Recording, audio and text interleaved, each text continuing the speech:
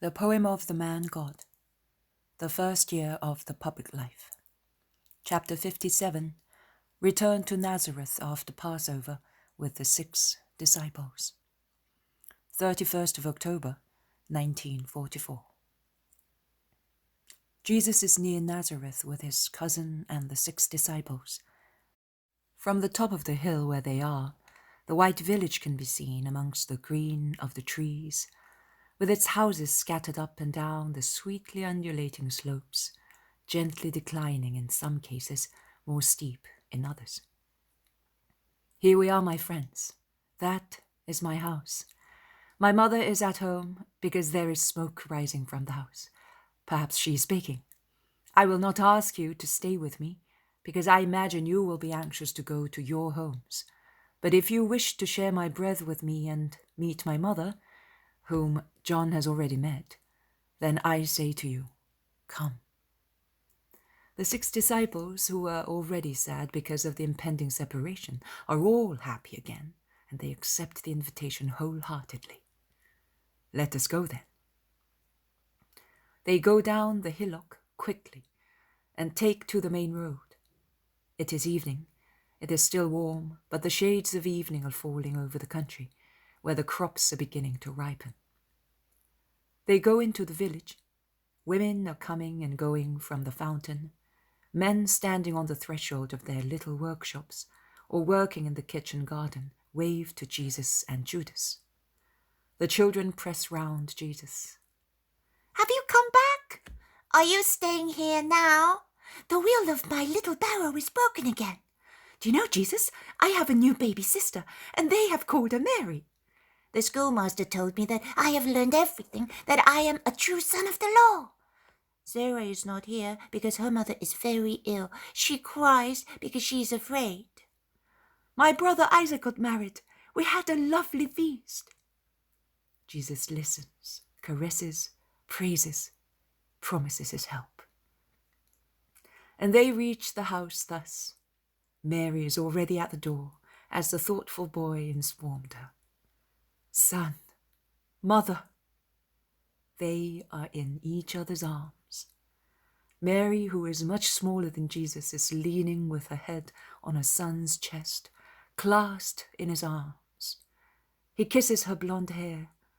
They enter the house.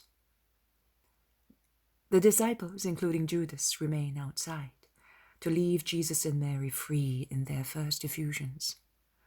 Jesus, my son. Mary's voice trembles as if it were choked with sobs.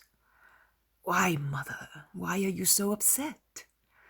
Oh, son, they told me in the temple that day. There were some Galileans and some Nazarenes. They came back and they told me. Oh, son. But you can see, mother, that I am well. I suffered no harm. God was glorified in his house. Yes, I know, son of my heart. I know it was like the blare awaking the sleepers, and I am happy for the glory given to God. I am happy that this people of mine wakes to God. I am not reproaching you. I will not be a hindrance to you. I understand you, and I am happy. But I begot you, son. Mary is still clasped by Jesus' arms, and she has spoken holding her little open hands pressed against her son's chest, her head turned up towards him, her eyes shining with tears ready to run down her cheeks.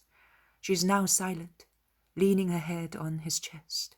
She looks like a grey turtle dove in a greyish dress sheltered by 2 strong white wings, because Jesus still wears his white tunic and mantle. Mother, poor mother, dear mother. Jesus kisses her again. He then says, well, see, I am here, but I am not alone. I have my first disciples with me, and the other ones are in Judea. Also my cousin Judas is with me and follows me. Judas? Yes, Judas. I know why you are surprised. Among those who told you what happened, There certainly was Alphaeus with his sons, and I am not mistaken if I tell you that they criticized me. But do not be afraid. Today is so, tomorrow will be different. A man is to be cultivated like the soil, and where there are thorns, there will be roses. Judas, of whom you are so fond, is already with me. Where is he now? Outside with the others. Have you got enough bread for everybody? Yes, son. Mary of Alphaeus is taking it out of the oven just now. Mary's very good to me, particularly now. God will give her glory. He goes to the door and calls, Judas, your mother is here. Come in, my friends.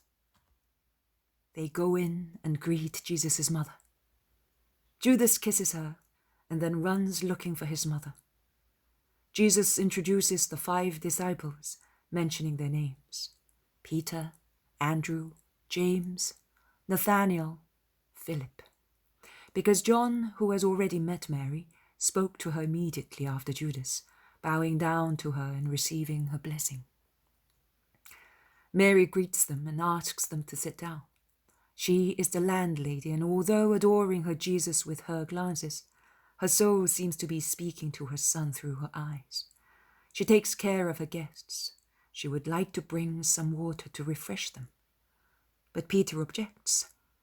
No, woman, I cannot allow that. Please sit near your son. Holy Mother, I will go. We will all go into the kitchen garden to refresh ourselves. Mary of Alphaeus rushes in, flushed and covered with flour. She greets Jesus, who blesses her.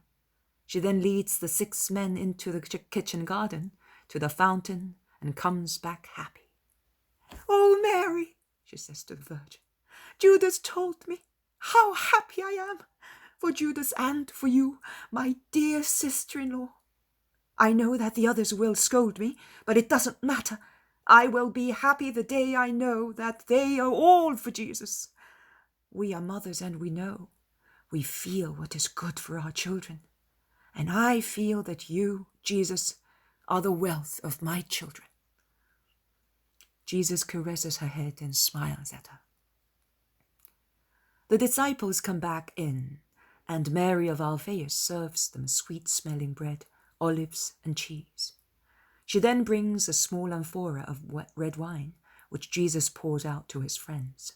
It is always Jesus who offers and then hands things out. At first, the disciples are somewhat embarrassed. Then they become more sure of themselves, and they speak about their houses, of the journey to Jerusalem, of the miracles worked by Jesus. They are full of zeal and affection, and Peter endeavors to form an alliance with Mary, to be taken by Jesus at once, without having to wait at Bethsaida. Do what he tells you, urges Mary with a gentle smile. The wait will be more useful to you than an immediate union. Whatever my Jesus does is always well done. Peter's hope vanishes, but he submits with good grace. He only asks, Will it be a long wait? Jesus smiles at him, but does not say anything. Mary interprets Jesus' smile as a favorable sign, and she explains, Simon of Jonas, he is smiling. I therefore say to you, as fast as a swallow's flight over the lake will be the time of your obedient waiting. Thank you, woman. Have you nothing to say, Judas? And you, John? I am looking at you, Mary, and I. I am also looking at you, and do you know, this reminds me of bygone days. Also then I had 3 pairs of eyes staring at me lovingly. Do you remember, Mary, my 3 pupils? Oh, I do remember. You are quite right. And even now, 3 of almost the same age are looking at you with all their love. And I think that John is like Jesus, as Jesus was then, so fair and rosy, the youngest of them all. The others are anxious to know more, and memories and stories of the past are awakened and related. It is growing dark. My friends, I have no bedrooms. but the workshop where I used to work is over there. If you wish to take shelter there, there is nothing but benches in it." "A comfortable bed for fishermen, wont to sleep on narrow boards. Thank you, master. It is an honor and a blessing to sleep under your roof." They withdraw after bidding good night. Judas also goes home with his mother. Jesus and Mary are left in the room, sitting on the chest in the light of the little oil lamp, each with one arm round the other's shoulder. And Jesus tells Mary of his recent journey, and Mary listens blissful, anxious, happy. The vision ends thus.